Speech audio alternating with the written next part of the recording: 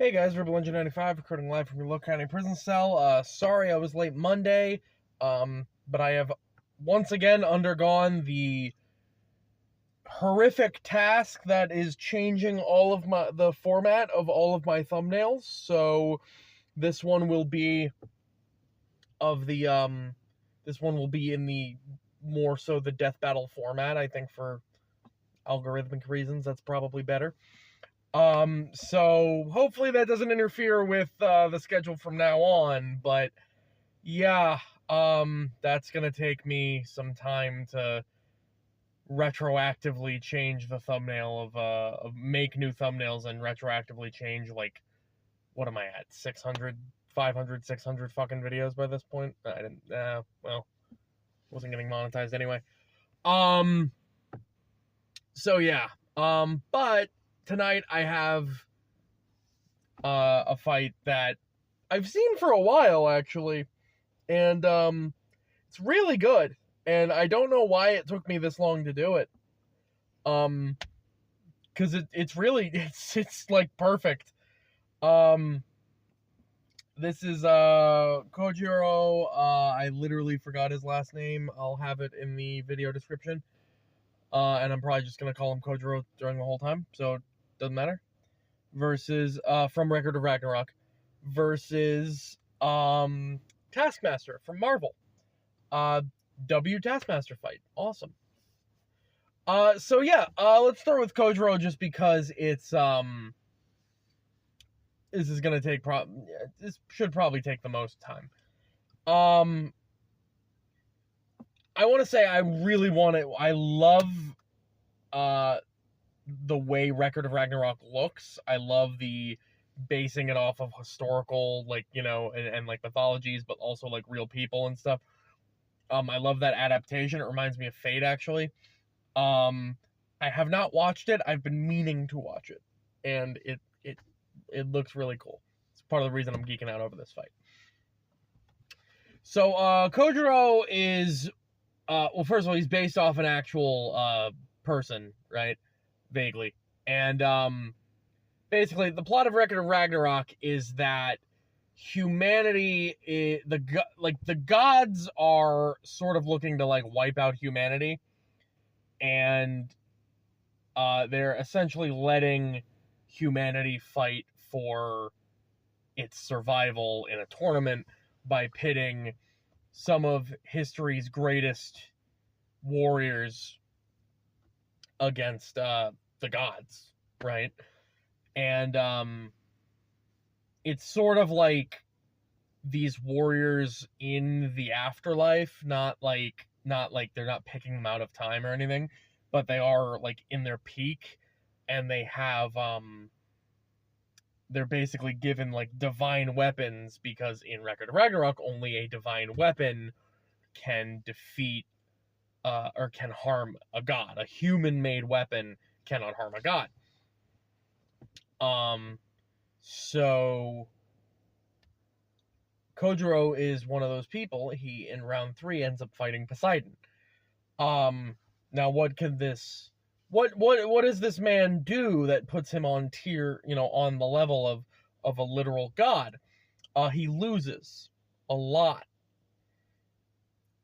because he has an ability where anytime he fights somebody, he can get a mental image of a near perfect mental image of all of everything they've done, and pretty much in his mind project a simulation of that fight. And he kind of like trains with himself in his head, and that is an actual form of I believe in martial arts that's an actual form of training. It's not like considered as practical, but visual training, of where you kind of you visualize what you're trying to do and act and play it out, right, is an actual thing. So there is sort of validity to it. But I just feel like that's something Death Battle would bring up if this happened. But his ability goes far beyond that and lets him like it actually like commits it to his muscle memory, right? And he's basically able to train without ever, without ever swinging his blade, he does train physically, but he's able to train just as he's able to get like his technique and everything perfect just by virtue of having training against the idea of a person he's already fought, and he's basically he's able to do that flawlessly. So that gave him the moniker of history's greatest loser or history's strongest loser, and eventually he became the strongest swordsman in the world without ever having won a fight, because he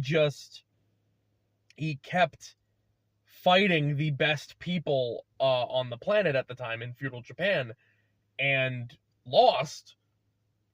But every time he lost, he was able to continue training with that person in his head and improving, which is crazy when you think about it. But I know it's kind of weird and complex and a complicated, very, very like dumb way of the every time I lose I get stronger thing. But yeah. And eventually he was in his fight with Poseidon. This was even able to be evolved to the point where he could train using like he could gain more information than like what was available. Like he could like recollect the vibrations in the air from his, from the like fight he just had. And he was doing this mid-fight. He's able to actually like this does take a physical toll on him to do this, but he can do this mid-fight. He can actually train within his own mind against somebody like while he's fighting them. So yeah, this makes him like nigh impossible to beat, because it's like unless you beat him instantly, he can just continue. There's a limit to it, so if you can prolong the fight, eventually he'll lose, but he can just keep getting better as he's fighting. And like this, obviously he's able to like learn his opponent's movements and so on and so forth. So yeah, but in addition to that, he has a divine Danmachi, I believe it's called, which is just like a really long sword, and it can actually, when broken, it can be split into two separate katanas, which gives him a little bit more variety of offense.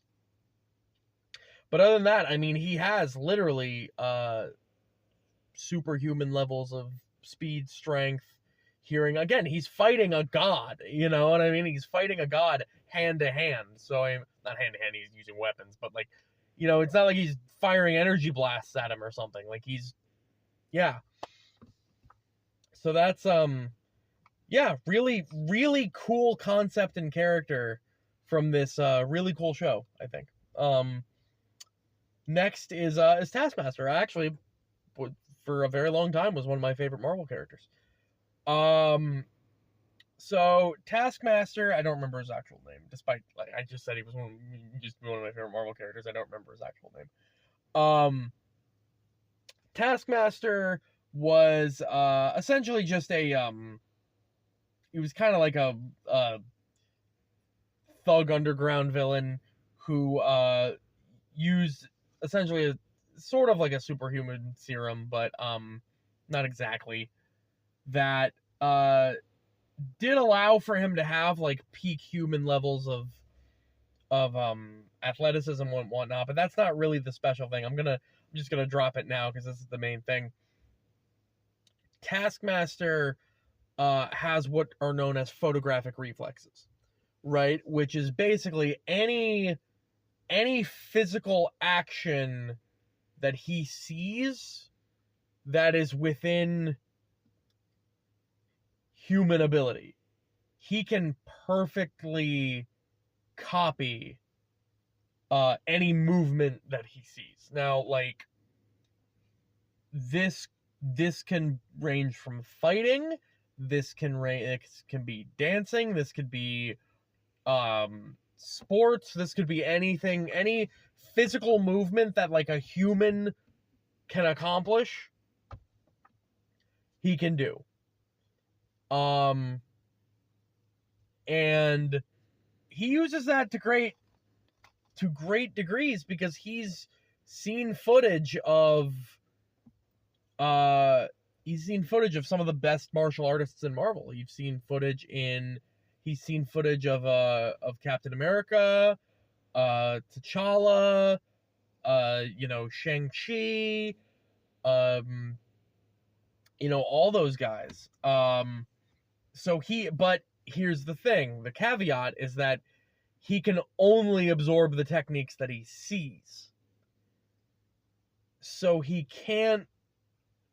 doesn't, like, from fighting Cap, he doesn't get everything Cap knows.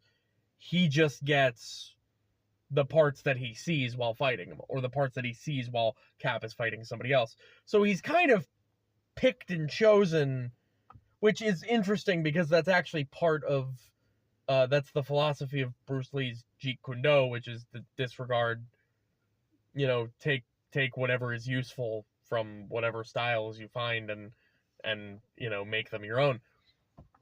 Or that's besides the point. Yeah, but he's even seen people like Spider-Man fight which is very interesting because he uses a martial art that is only developed through his spider sense. Like, the martial art's only really usable because of that.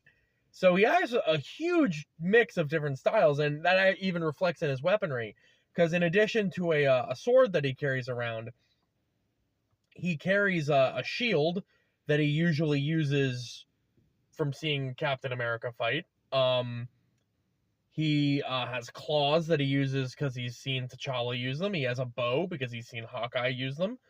He even has a grappling hook that's wrist-mounted that is meant to replicate Spider-Man's web launchers, but only with the swinging part. He doesn't have the actual technology to shoot regular webbing. He's had claws from like other knuckle claws from like Wolverine. Like, he's copied all of these people. The only exceptions to that, there have been very few exceptions. One, he can't copy Deadpool's style because Deadpool is too random, quote unquote. His movements are too random and erratic to copy. That's a weird limitation to put on it, but like, I think that's more of a Deadpool power than a limitation on Taskmaster's end, but I mean, we'll consider it. And he also refuses to copy Moon Knight's fighting style. Not just because, in his words, Moon Knight would rather take a punch than block it or dodge it. So it's a reckless style to use. But Taskmaster is also fucking terrified of Moon Knight because Moon Knight is batshit insane. And if I finally find a really good Moon Knight fight to do, we're gonna talk about that. But yeah, no, Taskmaster is like the premier assassin pretty much. And yeah, for good reason. He has fought with the best of them. He's copied the best of them, and he's gotten his fair share of beating the best of them at times too. So yeah. So on to the fight here. This is an interesting one, because in one hand it kind of goes in circles with their abilities. Weapons wise and whatnot, I mean, Taskmaster has a tremendous amount of offense that Kojiro wouldn't be ready for. things I didn't mention, like explosives, and he has a gun and whatnot. But Kojiro has the Divine Blade, which is able to cut other divine weapons, which are, I mean, I'm not saying that, like, divine weapons are stronger than, like, normal weapons, but I'm not saying they're like, oh, that's because they can cut a god, that means they're this powerful. No, it's just they're able to cut a god. You know what I mean? It's like it's part of their property. That's a thing I hate when people scale something based off of, like, its relation to what's happening, rather than, like, they scale it as a feat of what's happening rather than, like, having it be an independent ability. An example of that is, like, moving within frozen time. This is kind of sidetracking here, but I'm gonna get this rant out. It's like moving within frozen time. Like, people will say, he was fast. He's so fast he moved within frozen time. It's like, no, he just has the power to move within frozen time. Silver versus Trunks. Anyway, yeah. So but the Divine Blade should be more than enough to take care of whatever the hell Taskmaster is using. So I'm not worried about that in that regard. Feats wise, I'm very, very sure that Kojiro is a lot stronger and faster than Taskmaster is. Don't forget, Taskmaster can only copy the movements of what he sees. He doesn't have Cap or T'Challa's strength or speed, right? He can only copy their technique. That's why he copies from everybody, so he can kind of counteract that. So the other thing is how their abilities work, because, Kojiro might be, like, superhuman, but, Taskmaster fights superhumans a lot. So it's not impossible to think that maybe Taskmaster would be able to outdo him here. So we've got someone whose abilities let them copy any movement they see, and then we've got someone whose abilities allow them to endlessly train against anything that they see, right? So the question here is, these two kind of have perfect counters to each other, because Taskmaster is the definition of not being bound to a style, right? Which is kind of what Kojiro uses when he analyzes you, when his ability analyzes you, right? Is that he kind of, it doesn't necessarily take the moves you used, but it takes the flow, it takes, like, the technique behind what you're doing, and analyzes that, and basically forms a style from you, right? Taskmaster is individually picking techniques out from what he's seen. He's not, like, he's not bound to a style. So Kojiro's ability wouldn't be able to fully analyze him, right? Which would prevent him from getting stronger. He's actually had opponents that held back against him, and his ability analyzing them was actually inaccurate, because it didn't account for the fact that they were stronger than he thought they were.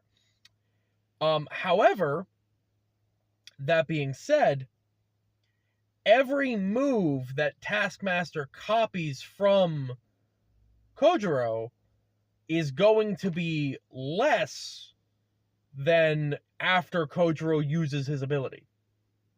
Taskmaster will never be able to copy the full extent of what he's fighting, because Kojiro will continue to grow stronger.